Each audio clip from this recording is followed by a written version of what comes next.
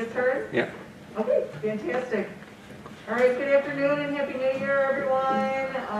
Welcome to 2021, the Facilities and Finance Committee. We'd also like to say happy birthday to Mr. Rodney Alexander. Yay, happy birthday. Thank you. And I'm spending it with all of you wonderful folks right here. So without further ado, let's go ahead and get started. Terrific. Okay, so who do we have here? We have Online we have, I see Mike Dolter, I see Joe Slattery, I see Mark Jellencourt. Also we have Carl Giametti, Jessica Wagner. We've got Al McDonald here. We've got Mary O'Rourke. We've got Tracy. We've got LT, you, me. Rodney, Teresa Kelly, board members here. Vice President board. We've got Dr. Henderson, Dr. Nicole. Got our tech guys. Michelle was just in here.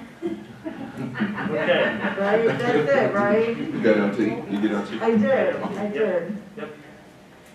Okay, so we have no citizen comments. Alrighty. All right, well then let's head to the facility master plan updates. Perkins and Will, you're up. Great. I'm going to share the screen here. Let me know when you see it. Yep, got it, Mike. Got it. See Great. Okay, so today we're going to give a brief update on the overall project schedule, update on permitting for sequence 2 projects, HLS item for review. So for a sitting where we sit today with the health, life, safety, inclusion projects, update on the hot water investigation at both Proviso East and Proviso West, and then a look ahead to project prioritization for our next sequence of work, sequence 3. And then we'll hand over to Gilbane for construction update. The schedule is largely remained unchanged. You'll see there the green boxes is where we're looking at for the next board meeting, where some bids that Joe will talk about here will come up for review. We're still anticipating mid-January that we're going to start transitioning over to the auto shop. There are a couple items that may be lagging on that, but it doesn't have it may not have a huge impact on the overall project schedule for that. But then running right into the next sequence of work with demolition and the stadium construction and the summer work also continuing throughout there. Looking for completion in the fall for the stadium, which is our longest lead item. Permitting update. The permits have been submitted to MWRD as well as the Regional Office of Education for work at East and at West. That the MWRD permits is in process, and we're waiting an update on that. We anticipate that should come here in the next couple weeks, I believe. But we've asked for an update. Given the holidays, we don't know what their overall schedule ends up looking like for that, but we're still well ahead of schedule with any of those items. The ROE is reviewing, and we've already gone through projects with them, so we will see what their comments are when we receive them as well. Any questions on the permitting or on the schedule? Hearing none, I'll hand it over to Jessica to give an update on the HLS. All right, thank you, Mike. So in terms of the HLS update, at PMSA, there were a total of 85 items on the original survey for PMSA. And as of this point in time, all of those items have now been completed, either by the district yourself or in the sequence 1 work. So PMSA is now complete. In terms of East and West, we have completed all of the urgent items as of this point in time, or by the conclusion of the sequence 2 construction. Nearly all of the required work will be completed by the end of sequence 2. We will only have 2 items outstanding. And at East, we have still completed the vast majority of the required work, only 52 items of the required work are outstanding at the end of sequence 2. And as you can see, the recommended items, those are outstanding, but as they are indicated, they are recommended and they are not required to be completed. And the main logic behind all these required outstanding items that sit here are due to either, the desire to package them with future work, that whether that be sequence 3 work or it would really fit in better with future work on campus or because of the distance between those items and the work that is undergoing right now. So the financial, it was more financially prudent to package them with allied work in the future, if that makes sense. It does make sense. I do have a question though. The urgent and required items, which look like they're almost all done. They're all done at PMSA and they're almost all done at East and West.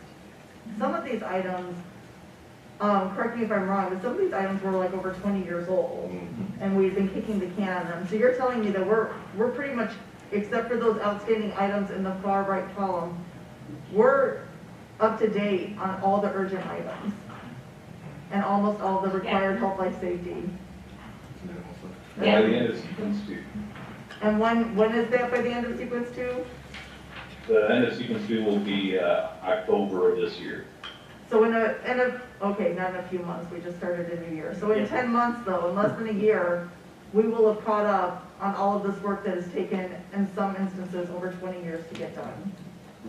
That's awesome. Good job, you guys. Good job. Thank you. That's tremendous work. Thank you. Madam Chair, for explaining that. I wanted to make sure that the public had that on record, but thank you. That is exactly what they're telling us. Thank That's you. awesome. That's awesome. Yeah. Incredible. And as Michael's indicating, as well as Jessica, if you look to sequence 3, which Michael will be reviewing a little bit later in the agenda, that's an opportunity to consider pulling in some of the, first of all, doing the outstanding required items, but then taking care of recommended items that makes sense with the bid package that we plan to release. I agree. I think that's the most financially responsible thing to do for the recommended items is to pair it with future work. Agreed. Thank you. Great. The next item updating is the hot water investigations of East and West. I'll hand that over to Carl. Thanks, Mike.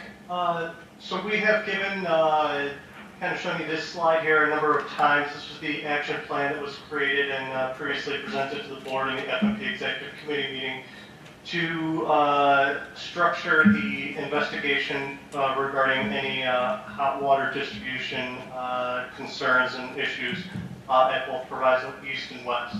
So at this point, nearly all the items in kind of steps 1 and 2, and I think there's probably a couple additional that could be kind of crossed off the list here as being completed, have been completed, and we're now in really the step 3 of the action plan, which is to begin to develop recommendations based on the findings from our previous investigative work and discuss with the district implementation of any necessary remediation of the hot water distribution systems. So I thought it would be helpful here just to kind of quickly summarize what the work that was completed over sequence 1 consisted of. So at sequence 1 scope at East, you can see the little narrow dash shape to the left there that Mike is tracing with his cursor here. That encompassed the entirety of the work at sequence, it was part of sequence 1, which is basically the water heater, a recirculating pump, and there's also a hot water storage tank, which is not shown here. So any work, any issues that may arise from beyond this rectangular circle, or excuse me, this rectangular shape, were existing prior to sequence 1. And so as part of the sequence 1 punch list, Alara Engineering, the plumbing engineers on the project, have visited the site and performed an incredibly thorough punch list review, and they've prepared a report that will be delivered to LT in the district here, likely by the end of the day tomorrow. We're having an on-site meeting with the plumbing contractor as well as Gilbane, just to review the findings here and discuss any corrections to the sequence one work that may affect the items within this sequence one work scope. However, to assist the district in locating any existing distribution issues, Ferguson will, for the couple of weeks preceding the Christmas break, visited the building and we tested every single fixture that receives hot water in buildings A, B, the field house, and the boiler house. So we tested almost over 250 fixtures, and we collected the main 4 items of data that you see here: the time to receive hot water, maximum temperature achieved, water pressure and color, as well as fixture condition. And those are more, kind of anecdotal observations or kind of judgment observations.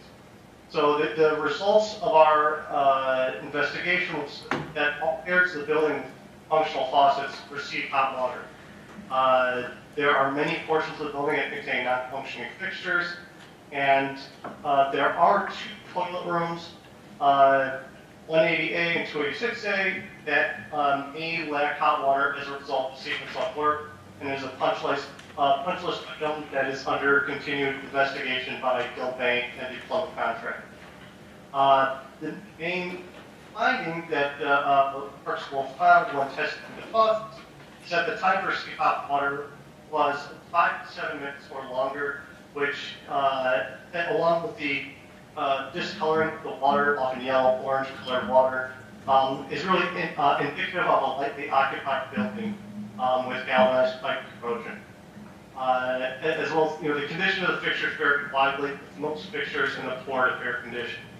So the next step for East, as we've completed these steps here, is work with Alara and start to develop recommendations for the district that are actionable to address these conditions if the board would like to do so. So any questions at East before I move on to West?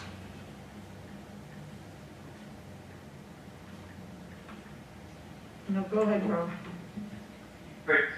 So at West, again, this diagram that we present for East, however, you'll notice outside of this kind of central plant area, there were isolation valves that were replaced. I believe there were well over 100 isolation valves that were replaced throughout the building. And this was a scope item included the district's request to help for better functioning and maintenance of the existing system. Prior to the sequence one work, in order to isolate portions of the plumbing system, the entire building would have to be, the entire building's plumbing system would have to be shut down, valve shut off, and the entire system drained. This is, I think, based on what district staff has told us, this is an exercise that would take several hours to complete. Now, because of the isolation valves, portions of the building can be better partitioned off and source of problems or maintenance completed more easily. However, because portions of the distribution system were affected by this, and the piping at West is galvanized and likely suffering, or we know it's suffering from corrosion and occlusion of the pipes, is that there may have been deposits inside the piping disturbed that could possibly be causing clogs elsewhere in the system. So Mike, if you want to go to the next slide here. So Proviso West staff, Percival and Alara, have tested an extensive number of fixtures in every area of the building, as well as monitoring the recirculation pump data. And you can see some of the data that is collected here. So the preliminary observations is that there are fixtures in several toilet room stacks that are unable to receive hot water. At all fixtures, constant orange coloring indicating substantial pipe corrosion was observed, and most fixtures also discharge little chunks of rust within the water stream. The pump flow readout indicates the system is struggling to move water through the existing piping, which indicates that there's severe constriction blockages. I kind of give an analogy here to, kind of a heart and a vessel system, in your arteries, that if there's arteries that are blocked, the heart is going to have to work very hard to squeeze, blood through the system. Similarly here, the pump is really struggling to move hot water through the system, indicating that there's severe constriction of blockages. There were additional sequence punch list items identified, and there was an on-site meeting last Wednesday with plumbing contractor Bill Van and Person Will to review these items.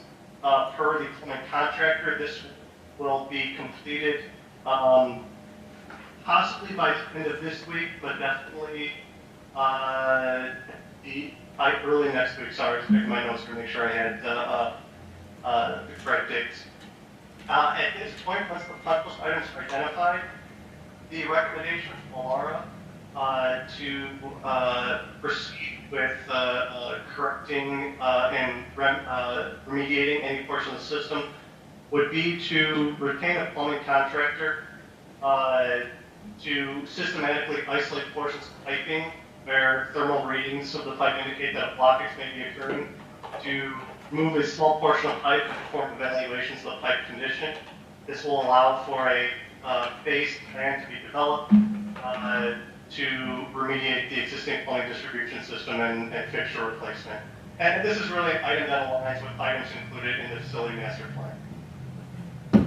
So, are there any questions that I can answer regarding the hot water investigation at West?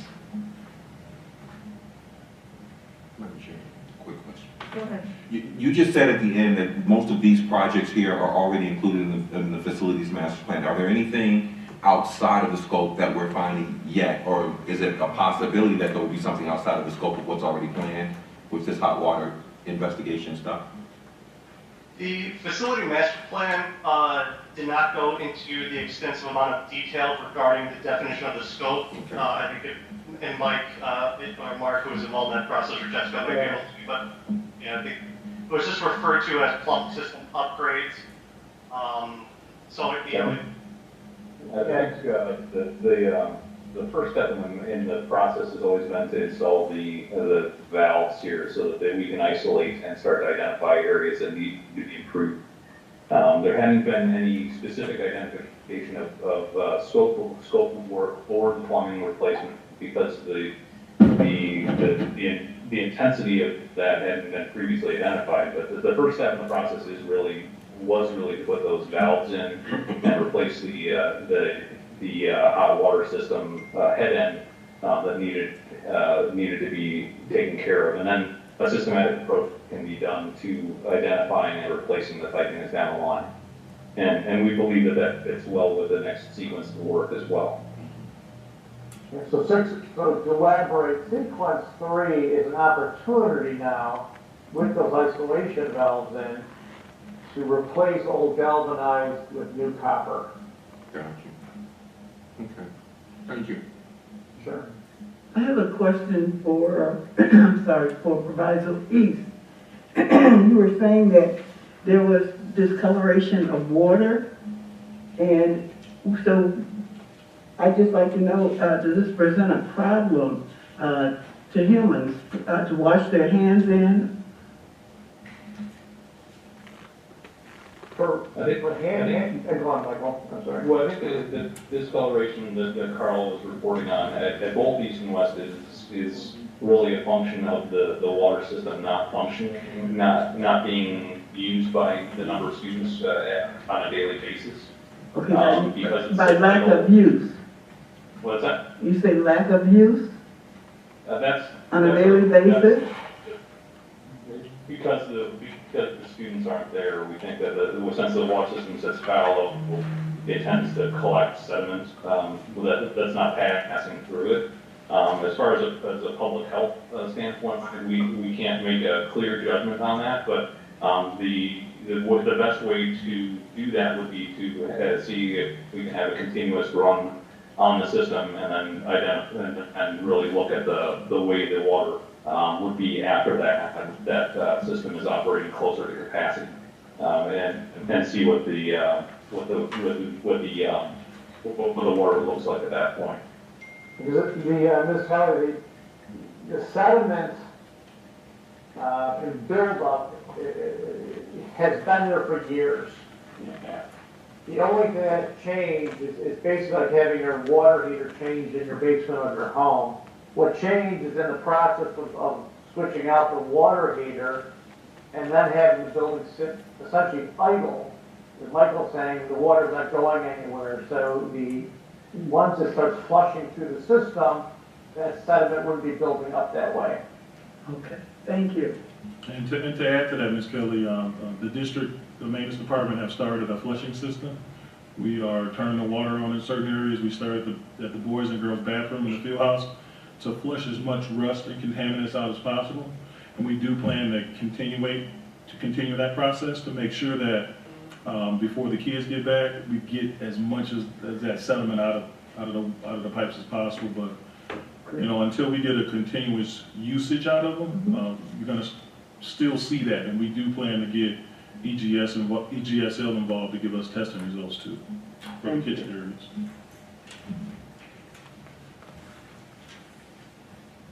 Okay, any other questions on the hot water system?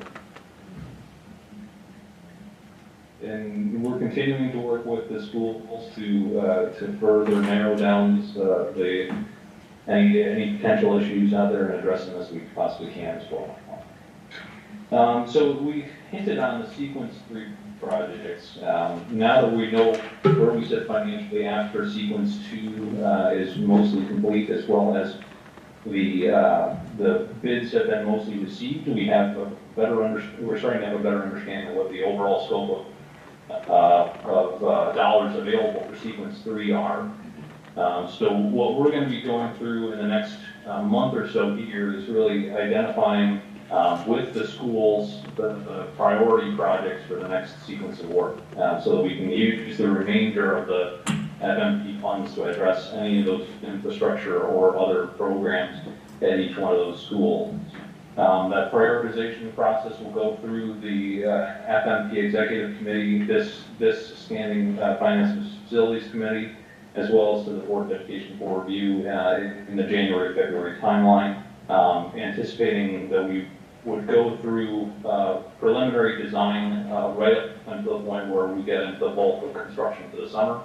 And then, because we know that there's a substantial amount of money for the work in the summer, we're anticipating that we would continue design work on that at the end of the summer, knowing where we sit financially for the entire project, and then going out to bid in the fall, in November, December timeline for that.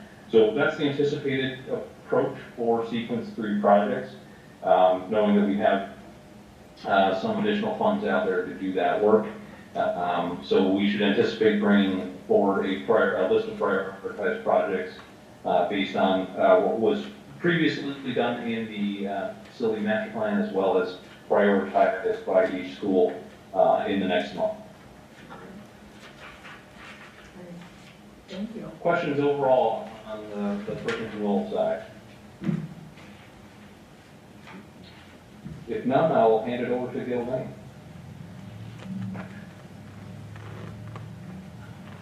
Thank you, Michael. Can everybody hear me? Can you see my screen? Yes, sir. Hi, Joe. Okay. Happy New Year. Happy New Year, everyone. Glad 2020 is over. We're into a new era, I hope. Yes. So, the work at Proviso East is continuing. As you see, the finishes are coming along with the floor finishes being done, painted walls, the racks for the exhaust, the cars are being hung. This work is progressing nicely. Again, just a little bit more of a view of the exhaust system, as well as some softening that's being done up on the second floor. Everybody's fervently working fully on the electrical. Within the next few weeks, we'll be in a process of scheduling the equipment to be brought over there so we can turn these spaces over to the school. Sorry, is there any questions at Proviso East?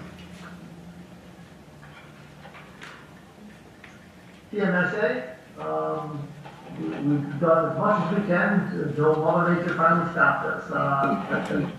We have actually have fencing in these areas. it's not on this photo, but the parking lot itself has been completed, turned over the spaces.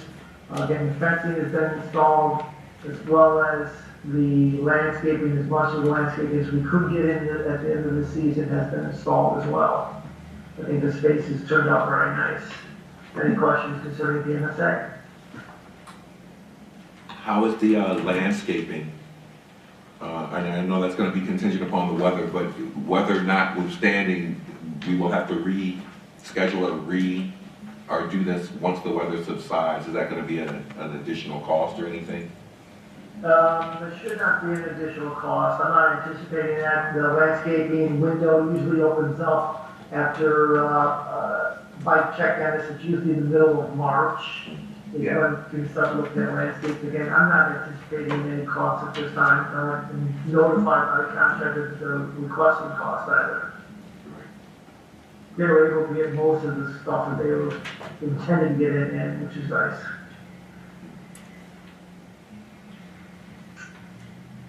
With that, our allowance tracking, our allowance tracking, most of these funds are being brought back into the program. We still had $146,000 left on sequence one for Proviso East. We're defunding these dollars, bringing them back into the program, finishing up our contracts along with Proviso West, PMSA. These, most of these funds will be coming back to the program as well. We are negotiating the final costs with Bisping for the phasing of the work, so I'm still working with that. Back when we first were identified that there was, we had to break it up in phasing, they did give us a budget, and we're working through those costs to make sure that the dollars are appropriate. For the change order tracking, again, this negative number is positive to the district. It's a negative to the contractors, positive to the district. So in addition to these dollars up here, 146, 57, and 118, we have an additional 441,000 that's coming back into the program that will be used on sequence 3. This is the allowances for Plaza East Auto Shop. Again, we're still tracking very well on all these costs. As we get closer down to being complete, any unused funds, again, will be brought back into the program as well. Here's the landscape allowances, so we'll have to see what happens with that. Any questions? Oh, I'm sorry, this is the change orders for Proviso East, so we have 5,000 back on the change orders for Proviso East as well. Any question concerning any of these dollars that are coming back into the program? So if I'm correct, when we're looking at all of these that we're doing right now and what we had that had kind of rolled over, we're looking at about 700,000 going back in to phase 3? That is correct. More than? Okay, great, thank you. What we've been concentrating on, this document, this is a work in progress. I have to qualify that because this is capturing the bids that were received in December, and we're still doing some scoping, but based on what we anticipate, what this document is showing, what the Gilbane estimate was, where our low bids are, the delta between the two, and what each of these individual bid packages support. I think the tell really is all the way down to the bottom, which indicates that Gilbane's estimate for sequence 2 is $38.6 million. I'm currently tracking our costs at $31.3 million, our savings to the overall program of $7.4 million. Again, this is slightly premature. We have not finished scoping all of our contractors. That will be finished this week. But I wanted to at least be able to show you what we anticipate. The overall program for sequence 2 is currently running. You'll see that there's a couple of spots that our estimates were less than the bids, but for the most part, the overall savings were quite significant. I think that's a testament to the time of the year we did this program, as well as the contractors being hungry to try to book things up for this upcoming year. Any specific questions on this spreadsheet? Yeah, Joe, I have one. This is Mark. And thank you. This is really helpful to see. Does it currently anticipate any potential low bidders not being used because they didn't properly capture the scope? Yes, actually, this document already captures those estimates. Okay, thank you. Yeah, I've had a couple of low bidders that when we scoped them, we realized that their scopes were not accurate. They realized they made a material error in their bids and have formally requested to be released from the bid process. And so we've negotiated from the second bidder. Case in point, this demolition bid here is for Alpine Demolition. We actually have a low bid of half that amount, which we were very suspect of, especially since the Gilbane estimate was $1.2 million. Alpine was $800,000, the next bidder was $400,000. We scoped him today, and going through our process, he'll be requesting to be let go because I know he doesn't have the scope right. So we anticipate that the reward will end up going to Alpine Demolition. So this document is really forecasting what we think will be when we're done scoping everybody, which again will be this week. Any other questions concerning this? So just really quick, Joe, so since you're gonna be done with the scoping this week, that means that next week this might change a little bit for the actual board meeting? It may change a little bit. If any changes will be captured this week, I'll have all of the final numbers and documentation to LG Friday morning so that that the final board package will be comprehensive. Okay, even if we have to do it as an addendum and get it on Tuesday, I just wanna make sure that going into our meeting, we have what's correct information. Thank you. Certainly. And then this document is what you will see, close back out. This will be the recommendation to award letter that the board will see as kind of a recap with all of the board, all the bid information. It will tell you the bid packages, the number of bidders, the low base bid, as well as we will be going through with the, and talking to LT and Dr. Henderson on the alternates to see if any of the alternates make sense to go forward. And these alternate prices are not inclusive in the base bid, they are alternates. So we'll take a hard look at those alternates to see if they make sense to proceed with them or not. That way the board can accept or reject the alternate bidding at the board meeting time frame.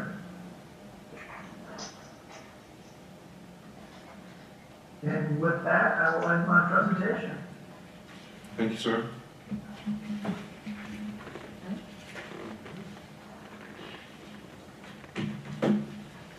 So next LT, from admin or building updates? Everybody just review the updates. If you have any questions, I'll be more than happy to answer. All right. Thank you. Okay, so the financial reports are showing basically that we've received 42% of budgeted revenues in 5 months out of our 12 months of the year. Just kind of to give you an idea of proportionality, 42% of revenues. And even though we are 5/12 of the way through the year, meaning a little bit less than 50%, we are at 26% of operating expenses. So we're running well ahead on the expenditure side. We have more or less realized the slowdown of of tax collections that we anticipated in our projections. That's a quick recap on those. Are there any questions around the financials? The treasurer and grant reports. Mr. Starking, quick question. Has Springfield sent out anything officially, letting us know what they're planning to do moving forward with all of the stimulus and stuff as it relates to collecting the taxes and levies? Is there going to be an official rescheduling of that, or are we looking to, or is there going to be cuts? Do we get anything? Are we getting any idea from them on what's coming down the pipe? I'll take that, Mr. President. Actually, I just heard today that we are expecting an additional $4 million from CARES Act. Okay. So we will, as soon as we hear something further, we will inform you of that. Okay. But that's the anticipation, approximately $4 million. So far.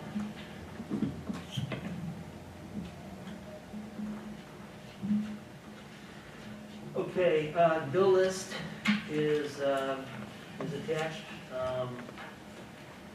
If there are any questions on that, we'll entertain them now. Otherwise, if you have a question after a chance to review, let us know, and we'll have answers prepared for the board meeting on Tuesday.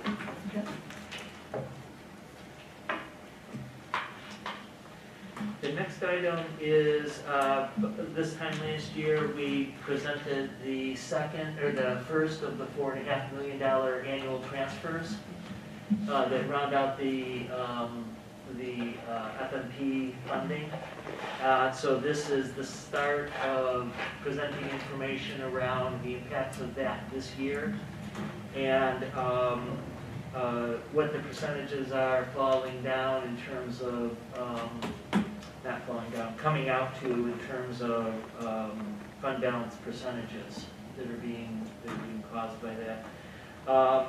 So that's information item. We will, after Tuesday's meeting, there needs to be a public meeting, a public hearing for fund balance transfers. So we'll put it in the newspaper, and the fund balance transfer action will be taken at the February meeting, pending discussion of the board. Are there any questions around the fund balance transfer?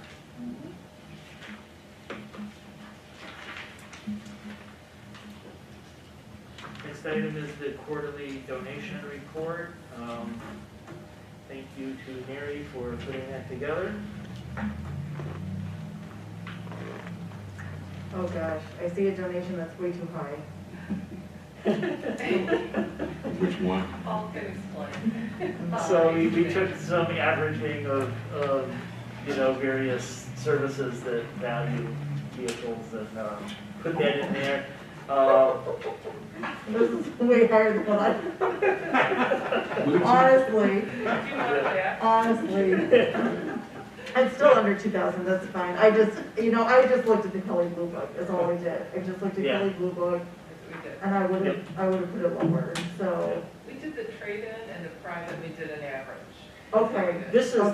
This is really for reporting purposes. Okay. I wouldn't use it for tax purposes Oh, necessarily. You have to value it. no, yeah.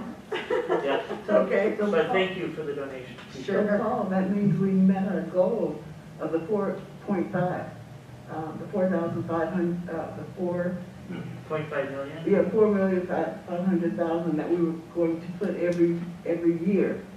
If we do this transfer, we're on schedule Yeah. for that. So that's great. Right. That's great. We are going to continue to work on that,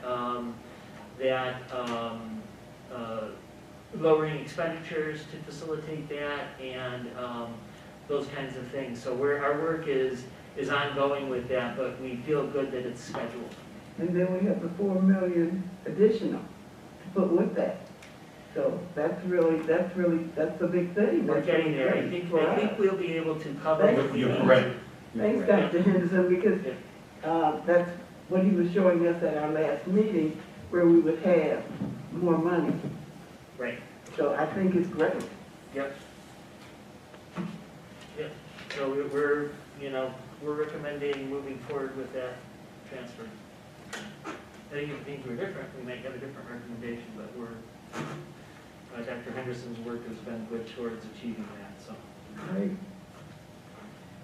Any questions on the donations?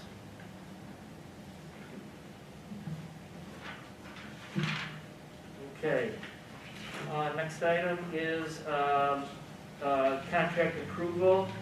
There is a proposed contract over $25,000 for Pure Data. There's an action item that will be presented on Tuesday. Any question on that contract?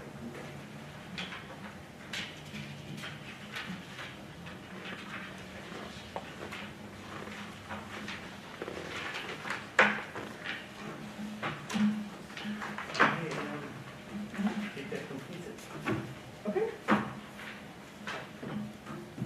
Any questions so far? Looking good so far. All right, new business. Our next Facilities and Finance Committee meeting is going to be Monday, February 1st. Same time, same place, same date, channel? Yep, Okay. early in the month. All right, that's right. That's a good thing though. So it gives us time to go through everything before the meeting. So that's appreciated. Yep. Great. All right, if there are no other questions and no other announcements, then we can go ahead and adjourn. All right?